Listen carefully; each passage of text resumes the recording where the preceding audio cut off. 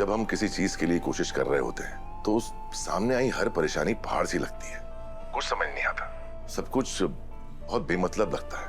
पर एक दिन जब हर मुश्किल छटने लगती है, मंजिल सामने दिखाई देने लगती है, तो हर मतलब समझ में आने लगता है। तुम्हारे पापा का हाँ कहना मेरे लिए बिल्कुल वैसा ही था। मुबारक हो मेरे दोस्त, आखिर तूने साबित कर दिया कि आर्यवर्धन जो ठानता है वो करके ही रहता है। मना लिया ना गोपाल जी को। हाँ झंडे, और ये सब करने की हिम्मत मुझे तूने दी है।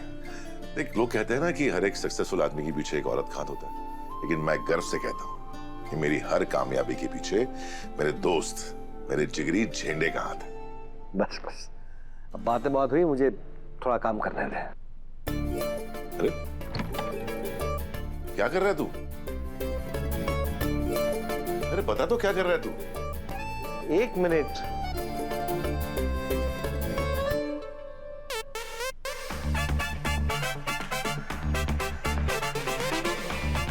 कपड़े? ये सब क्या कर रहा है तू?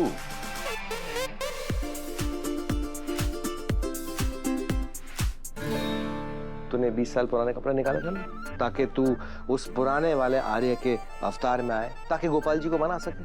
पर अब गोपाल जी तो मान गए, इसलिए अब इन सब चीजों की जरूरत नहीं।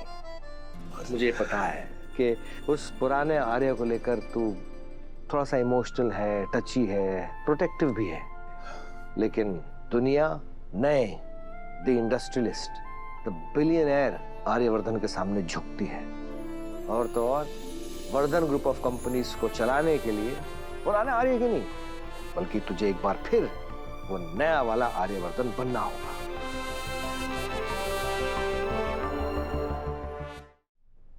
तो चिंता मत कर झंडे, तुझे तेरा नया वाला आर्यवर्धन वापस मिल जाएगा।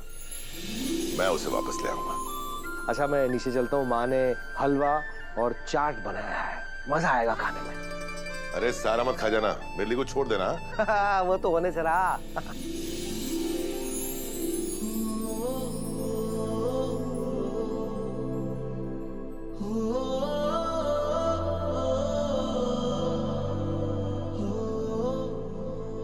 अनु,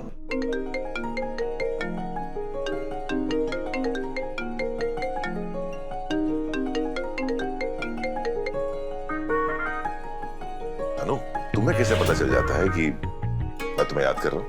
सर साइंस में ना हम इसे टेलीपैथी कहते हैं। मतलब जब दो दिल एक दूसरे के इतने करीब आ जाते हैं कि बिना लफ्जों के एक दूसरे की बात समझ जाते हैं। हाँ, जब दो लोग एक दूसरे से इतना जुड़ जाते हैं कि दिल की धड़कनें भी एक ही जुबान बोलने लगती है और बिना कुछ कहे ही एक दूसरे तक हर एहसास पहुंच जाता है।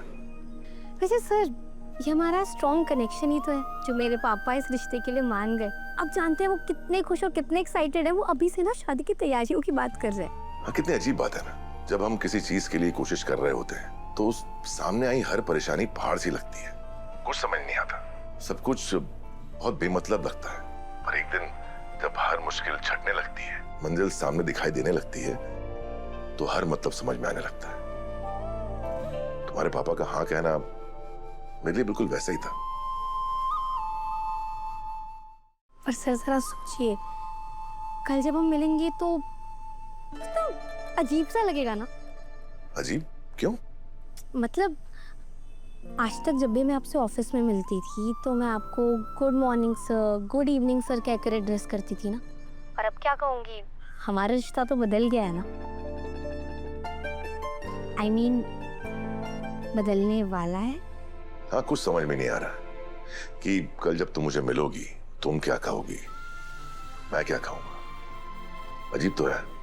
पर अरे सर, जितनी अजीब है ना उससे कई ज्यादा खूबसूरत भी है। वैसे एक बात तो है, अभी तक मैं सिर्फ ससुर जी की हाँ कराने में लगा हुआ था, लेकिन मैंने तुमसे तो पूछा ही नहीं। क्या नहीं पूछा? यही कि क्या तुम मेरी बनना चाहोगी?